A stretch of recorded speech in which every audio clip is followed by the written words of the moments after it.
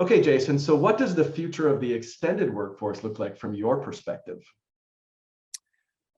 I think it looks better integrated. I think it feels more seamlessly connected. So meaning like less siloed in the ways that it happens now. I think that it'll be better appreciated as simply a facet of the workforce and less of an alternative to workforce in the ways that thinking gets done.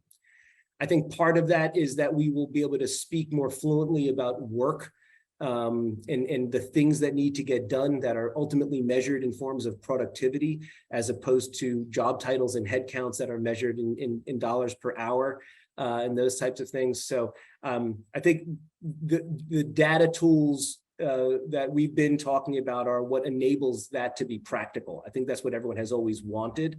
But without the digital side doing a lot of the work, it becomes impractical. Think of email. If you didn't have spam filters are a great example of AI. And so someone had to make sense of the noise. Otherwise, all these toys and gadgets that we enjoy as part of our everyday lives would be impractical. So same thing here. We're going to make this practical.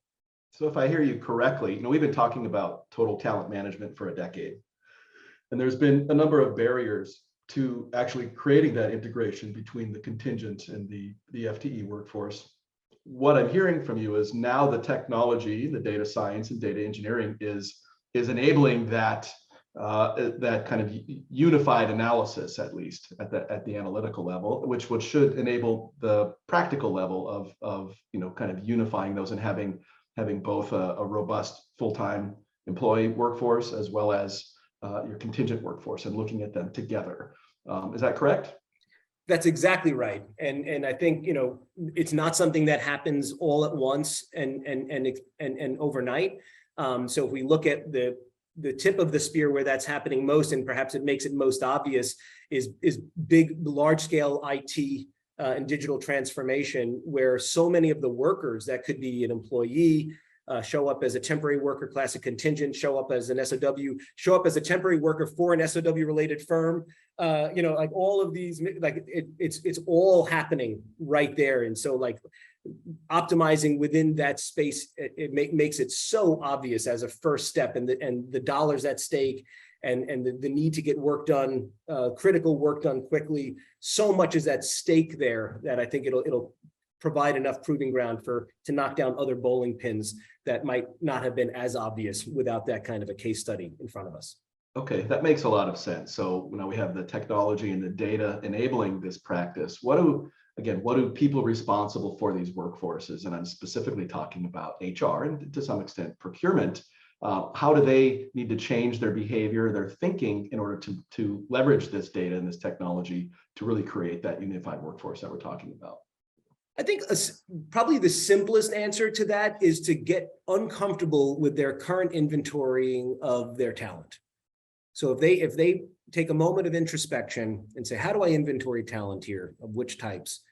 And if they're not if they're not uncomfortable by step 2 or 3 in that thinking, then I want to talk to them. Because like probably what will happen is like, oh, well, we do it by job title in this way, and those job titles are not the same as these job titles, and those job titles are too coarse and non-specific for the things that are really on my mind, and this project from those suppliers is totally different for these critical reasons. And so when we think about like, how do I inventory talent and think about it, and then what else do I need to know about how this talent looks in the outside versus the inside of our enterprise, and what does that imply about my state of optimization? To get that far, I think people realize that now's the time to start acting. Excellent. And I'm assuming you can do all of this while still navigating the risk issues around co-employment and misclassification of workers. So you can run the analysis as unified while maintaining the separate, the appropriate separation between workforce segments to navigate the risk issues. Exactly. All this is doing is giving you a more precise lens to see what the parts are within that system. There's no version of having less precision aiding any of those strategic decisions. It's usually very much the opposite. So the more coarse you see the parts, the more coarse the resulting decisions, the more headaches you create for the future, or more opportunities that were left unmet.